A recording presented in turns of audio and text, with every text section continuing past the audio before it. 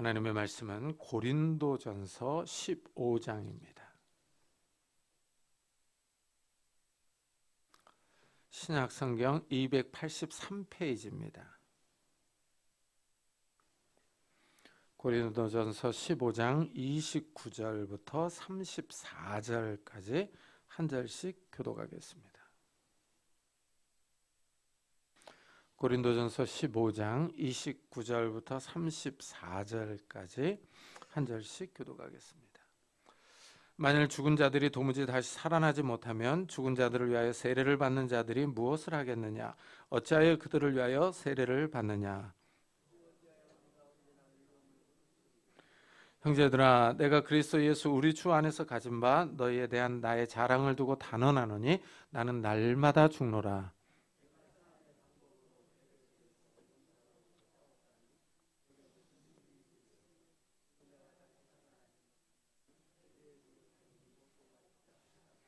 속지 말라. 악한 동무들은 선한 행실을 더럽히나니 깨어 의를 행하고 죄를 짓지 말라. 하나님을 알지 못하는 자가 있기로 내가 너희를 부끄럽게 하기 위하여 말하노라. 아멘. 오늘 말씀은 이 사도 바울이 부활을 바라보는 성도들, 이 부활을 바라보는 성도들이 어떻게 살아야 하는지를 말하고 있습니다. 이 바울이 앞에서 이제 역사의 마지막에 있을 부활 사건을 말했습니다. 예수님이 재림하실 때 일어날 부활 순서가 있다, 이렇게 말을 하고 맨 마지막에 멸망할 원수는 사망이라고 언급을 했습니다. 자, 그렇다면 이제 이 역사의 마지막에 일어날 부활을 바라보는 성도들, 이 성도들은 이제 어떻게 살아가야 하느냐 하는 거예요. 그러면서 먼저 이제 고린도 교회에 있었던 사건을 언급을 해요. 근데 이 사건은 독특하게 다른 지역의 교회들에서는 발견되지 않았던 일입니다. 만일 죽은 자들이 도무지 다시 살아나지 못하면 죽은 자들을 위하여 세례를 받는 자들이 무엇을 하겠느냐? 어찌하여 그들을 위하여 세례를 받느냐 하고 묻습니다. 여기 보니까 이 고린도 교회에서 죽은 사람을 위하여 대신 세례를 받는 일이 있었어요. 이 사건은 좀 이해하기가 어렵습니다. 왜 이런 세례를 했는지, 누가 누구를 위해서 세례를 대신 받았는지 구체적인 언급이 없습니다. 그래서 이 사건에 대해서 많은 설명들이 있어요. 학자들이 저마다 막 설명을 합니다. 그래서 40여 개나 되는 많은 설명들이 나왔어요. 하지만 모두 확실하지 않습니다. 이 죽은 자들을 위하여 세례를 받을 때 어떤 효과가 있는지 설명하기가 어렵습니다. 그렇지만 고린도 교회에 이런 일이 있었던 겁니다.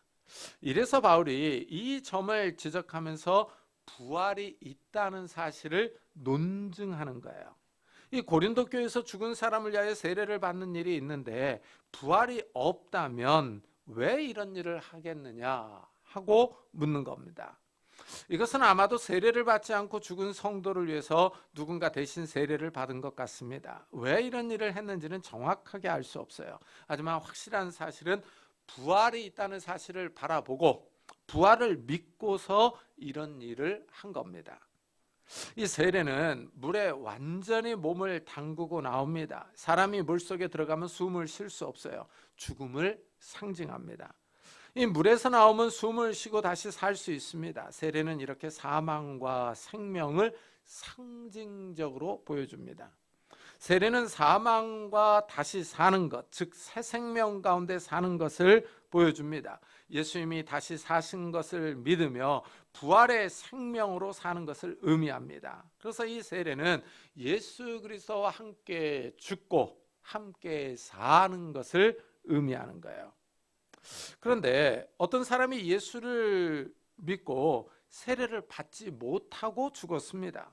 세례를 받지 못했기 때문에 혹 부활 때에 어떤 문제가 있을 것을 염려해서 누군가 대신 죽은 사람을 위하여 세례를 받은 것 같습니다. 하지만 이 세례는 믿음을 인치는 거죠. 믿음이 더 중요하죠. 예수님이 십자가에서 돌아가실 때 한 강도는 예수님을 믿어 구원 받았습니다. 그 강도는 세례를 받지 않았어요. 그럼에도 불구하고 구원을 받았습니다. 이것을 보면 믿음이 더 중요하죠. 다른 지역의 교회들에서는 이런 일들이 없었는데 고린도 교회에서만 이런 일이 있었어요. 왜 죽은 자를 위하여 세례를 받았는지 그 의미가 명확하지 않는데 기능은 확실합니다. 부활을 믿었기 때문에 이런 일을 했어요. 이 죽은 자를 위하여 대신 세례를 받는 일은 잘못되었습니다. 교리적으로도 문제가 있습니다. 그렇지만 부활을 믿었다는 사실은 확실합니다. 바울이 지금 이 점을 지적하고 있는 거예요. 바울이 확실하다는 것을 논증하기 위해서 이 일을 언급합니다. 그러면서 이제 이 부활을 바라보는 사람들은 어떻게 사는지를 얘기를 해요. 근데 자기 예를 들고 있습니다. 또 어찌하여 우리가 언제나 위험을 무릅쓰리요 하고 묻습니다. 이 바울은 복음을 전하기 위해 위험한 상황에 자주 처했습니다. 바울은 복음을 전하다가 옥에 갇히고 매 맞고 여러 번 죽을 뻔했어요. 이 40에서 하나 감한 매를 5번이나 맞았다고 말합니다. 이거는 39대를 맞는 태형을 의미합니다. 이 39대를 맞는 태형을 5번이나 맞았어요. 이게 유대인들이 때린 겁니다. 유대인들은 40대 이상을 때리지 못하게 했어요. 이 외에도 다른 사람에게 태형을 이방인이죠. 이방인에게 3번이나 맞았다고 말을 합니다. 복음 전한다는 이유 하나만으로 이런 고난을 겪었어요. 근데 바울은 이런 고난 외에도 돌로 맞아서 거의 죽을 뻔했습니다. 배를 타고 가다가 3번이나 파선을 당했어요. 날이 좋지 않아서 일주일을 깊은 바다에서 지냈습니다. 전도 여행을 하면서 강의 위험, 강도의 위험, 동족의 위험, 이방인의 위험, 시내의 위험, 광야의 위험, 바다의 위험, 거짓 형제의 위험 등 온갖 위험을 다 당했습니다. 이 복음 전도를 위해서 자지 못하고 먹지 못하고 목마르고 헐벗고 추위를 견뎠습니다. 바울은 예수 그리스도의 복음을 위해서 많은 수고를 했어요. 이래서 바울은 어찌하여 우리가 언제나 위험을 무릅쓰리요 하고 묻습니다. 바울이 왜 이런 환난과 고난을 당하느냐 하는 겁니다. 부활의 소망이 있기 때문이라는 것입니다. 바울은 부활을 확실하게 믿었기 때문에 이 땅에서 복음을 위하여 헌신하며 희생했다는 거예요. 성도들에게 이렇게 부활의 소망이 있습니다. 이래서 바울은 자신의 모든 것을 희생합니다. 복음 전파를 위하여 생명을 내놓습니다. 이런 모습을 보면은 이 기독교인들은 세상이 감당할 수 없는 사람들이에요. 이 기독교인들이 무섭습니다. 눈에 배는 것이 없기 때문이죠. 죽어도 다시 산다고 하는데 죽지 못할 이유가 없습니다. 이래서 로마 정부 초기에 이 기독교인들이 많이 순교를 했어요. 이 기독교인들이 죽음을 두려워하지 않았습니다. 원형 경기장에서 검투사들에게 또는 야생짐승들에게 기독교인들이 많이 죽었습니다. 많은 기독교인들이 죽어 나가는데도 신앙을 포기하지 않았습니다. 부활의 소망이 있었기 때문이죠. 이런 일은 한국에서도 있었습니다. 일제 지배 시대와 북한 공산당이 밀고 내려왔을 때 많은 기독교인들이 죽었습니다. 이 기독교인들은 구차하게 살려고 하지 않았어요. 죽음 앞에서 담대하게 목숨을 내놓았습니다. 자기 믿음을 지켰어요. 왜 그렇습니까? 부활을 확실하게 믿었기 때문이죠. 이 바울은 복음 전파를 위하여 많은 고난과 위험을 겪었습니다. 바울은 형제들아, 내가 그리스도 예수 우리 주 안에서 가진 바 너희에 대한 나의 자랑을 두고 탄원하노니 나는 날마다 죽노라 하고 말합니다. 이 일반 사람들이 보면 바울이 이상합니다. 바울의 정신 상태는 둘 중에 하나입니다. 미쳤거나 아니면 확실한 믿음이 있거나입니다. 바울이 지금 환난 당한 것을 자랑합니다. 좋은 집이나 좋은 차를 자랑하는 것이 아닙니다. 투자한 주식이나 금이 올랐다고 자랑하는 것이 아닙니다. 복음 전파를 위하여 어려움 당하는 것을 자랑합니다. 주를 위하여 고통당한 일에 자부심이 있습니다. 세상 사람들은 이해할 수 없는 자랑입니다. 주를 위한 고난을 자랑하기 때문입니다. 예레미야 선지자도 이와 비슷한 말을 했습니다. 예레미야는 유다의 마지막 선지자였어요. 유다가 바벨론에게 망할 것을 예언했습니다. 그의 예언대로 유다가 망해서 가나안 땅에서 쫓겨났습니다. 이 예레미야가 고통을 많이 당했어요. 근데 예레미야가 하나님이 원하시는 것, 하나님이 기뻐하시는 것을 이렇게 말합니다. 여호와께서 이와 같이 말씀하시되 지혜로운 자는 그 지혜를 자랑하지 말라. 용사는 그의 용맹을 자랑하지 말라. 부자는 그의 부함을 자랑하지 말라 합니다. 하나님이 이 사람이 지혜나 용맹이나 돈을 자랑하는 것을 기뻐하지 않는다고 말합니다. 사람이 공부를 잘해서 고시에 합격하거나 박사학위를 받습니다. 용사가 전쟁에 나가서 나라를 구하고 큰 공로를 세웁니다. 어떤 사람이 사업에 성공해서 많은 돈을 법니다. 하나님은 이런 것을 자랑하지 말라고 하십니다. 인간의 업적을 자랑하지 말라는 겁니다. 그렇다면은 하나님이 원하시는 자랑이 무엇이겠습니까? 자랑하는 자는 이것으로 자랑할지니 곧 명철하여 나를 아는 것과 나 여호와는 사랑과 정의와 공의를 땅에 행하는 자인 줄 깨닫는 것이라. 나는 이 일을 기뻐하노라. 여호와의 말씀이니라 합니다. 하나님은 사람이 공부를 잘해서 박사가 되고 교수가 되는 것보다 하나님을 아는 것을 더 좋아하십니다. 사람이 사업을 잘해서 재벌이 되거나 높은 지위에 올라간 것을 자랑하는 것보다 하나님의 성품을 아는 것을 더 기뻐하십니다. 하나님이 인류를 위하여 행하신 일과 하나님의 성품을 아는 것을 더 좋아하십니다. 하나님께 관심을 가지라는 것입니다. 사람이 이 땅에서 살아가면서 어디에 관심을 쏟으며 살 것이냐 하는 것입니다. 사업에 몰두하거나 학문에 정진해서 큰 업적을 남기는 것은 그 사람이나 그 사회에 공헌하는 것입니다. 개인의 입신양명에 큰 도움이 됩니다. 그러나 하나님과의 관계에서는 별 도움이 되지 않습니다. 하나님과의 관계에는 별 관심을 쏟지 않으면 하나님이 그 사람에게 큰 은혜를 베풀지 않습니다. 하나님은 하나님의 성품과 하나님이 하신 일에 관심이 있는 사람을 좋아하십니다. 하나님이 이 우주 만물을 만드셨으니 모든 것이 다 하나님의 것입니다. 그런데 사람이 크게 성공해서 돈을 많이 벌었다고 하나님이 좋아하시겠습니까? 하나님이 하늘과 땅을 만드셨는데 하나님이 이 모든 자연 질서를 정하신 분인데 공부를 잘해서 물리학이나 자연과학에 큰 업적을 남겼다고 하나님이 기뻐하시겠습니까? 하나님은 구원의 일에 큰 관심을 쏟지 않고 하나님의 일에 관심이 없는 사람을 좋아하지 않습니다. 인류 역사에 큰 업적을 남기고 인류의 삶에 큰 발전을 이루었다 할지라도 하나님께 관심이 없으면 하나님도 그 사람에게 별 관심이 없습니다. 하나님은 하나님을 존중히 여기는 자를 존중히 여기고 하나님을 업신 여기는 자를 업신 여긴다고 하십니다. 하나님은 그 사람의 행동, 하나님에 대한 행동에 따라서 갚아주십니다. 이래서 바울은 하나님의 일에 관심이 많습니다. 하나님의 복음 사역을 위하여 자신의 시간과 생명과 물질을 드립니다. 복음 전파를 위하여 당하는 환난을 두려워하지 않고 자랑합니다. 주를 위하여 당하는 고난을 훈장으로 생각합니다. 이래서 바울이 나는 날마다 죽노라 하고 말합니다.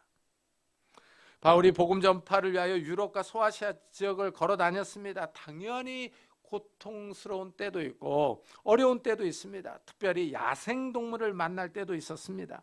내가 사람의 방법으로 에베소에서 맹수와 더불어 싸웠다면 내게 무슨 유익이 있으리요? 죽은 자가 다시 살아나지 못한다면 내일 죽을 터이니 먹고 마시자 하리라 하고 말합니다.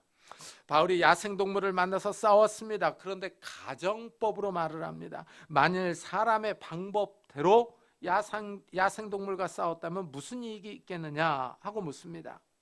사람들은 야생동물을 잡아서 모피를 팔아서 이익을 얻거나 명성을 얻을 수 있습니다. 바울은 이런 목적으로 야생동물과 싸우지 않았습니다. 복음 전파를 위하여 다니다가 야생동물을 만나서 싸운 겁니다.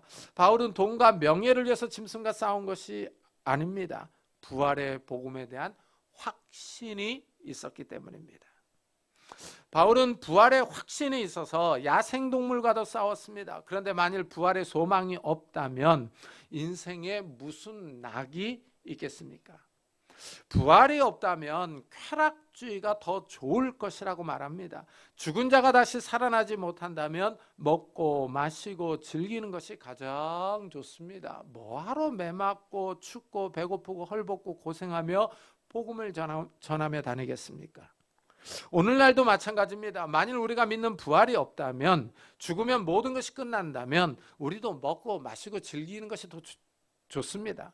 뭐하러 주일날 교회에 와서 예배드리겠습니까?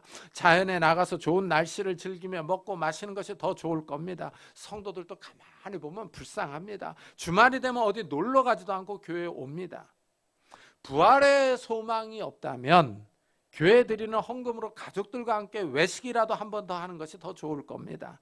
사람에게 먹는 즐거움이 가장 원초적이며 본능적입니다. 먹고 마시며 즐기는 삶이 가장 행복할 겁니다. 그러나 성도들은 이런 원초적인 즐거움을 절제합니다. 부활의 소망이 있기 때문에 주일에 교회 와서 예배드리며 하나님을 섬깁니다.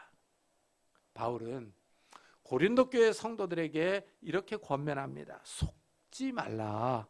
악한 동무들은 선한 행실을 더럽히나니 하고 말합니다. 부활이 없다고 말하는 사람들에게 속지 말라고 말합니다. 거짓 선생들이 옆에 와서 살살 유혹해도 넘어가지 말라고 합니다. 악한 사람들은 성도들의 선한 행실을 더럽히려고 합니다. 먹고 마시고 즐기자고 유혹합니다. 바울은 고린도 교회 성도들에게 부활이 없다는 주장에 속아 넘어가지 말고 깨어 있으라 하고 말합니다.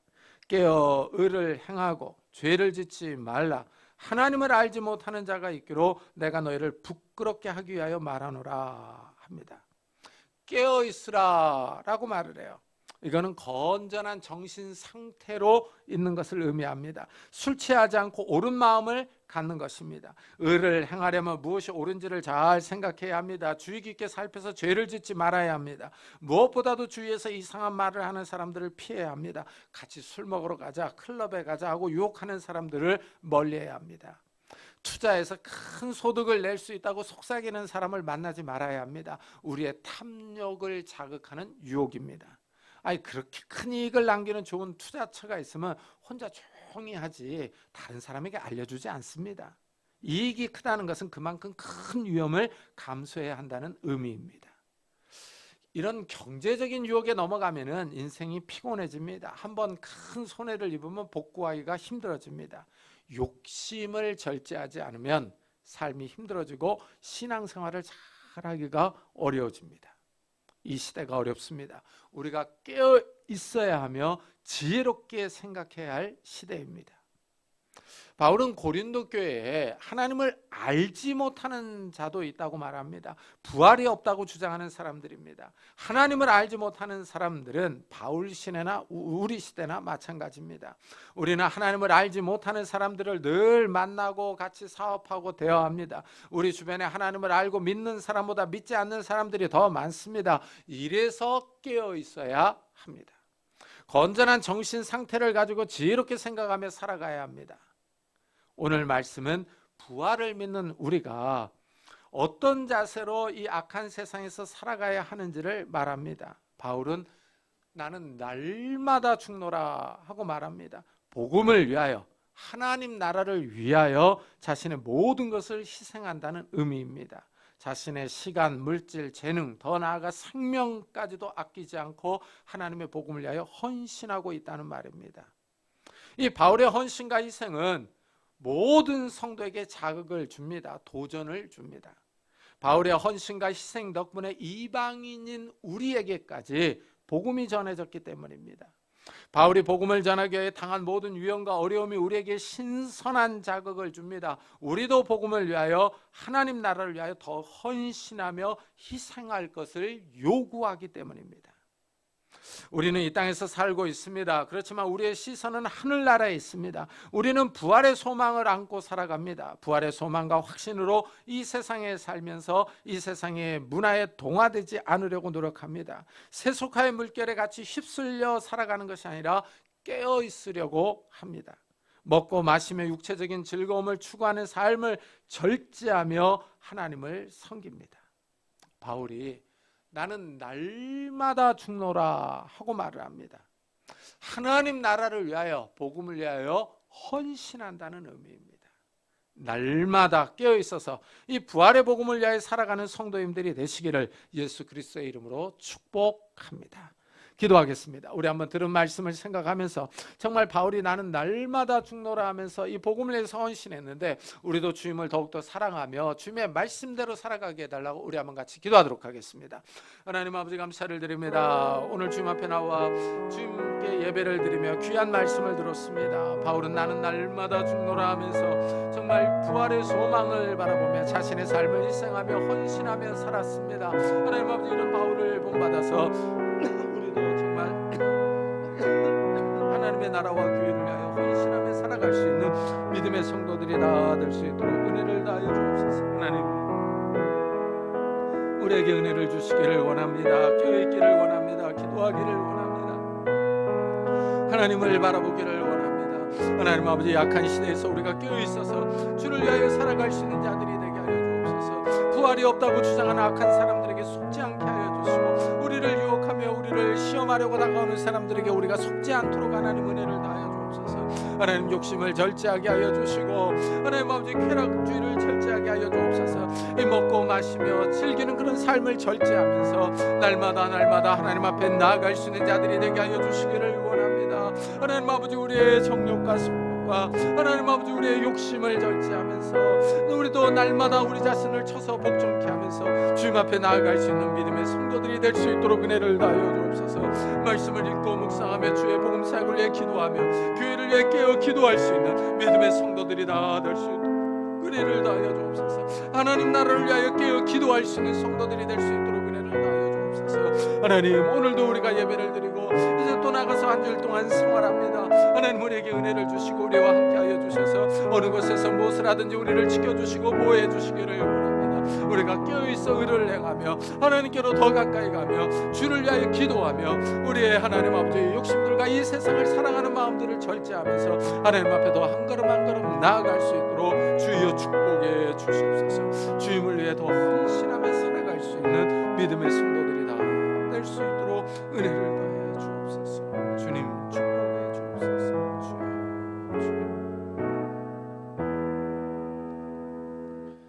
지금은 우리 주 예수 그리스도의 은혜와 하나님의 사랑과 성령님의 교통하심이 나는 날마다 죽노라 한 사도 바울의 헌신과 희생을 본받아 살아가기로 다짐하며 돌아가는 우리 사랑하는 성도들과 가정과 산업과 교회 위에 지금부터 영원토록 함께 있을지어다. 아멘.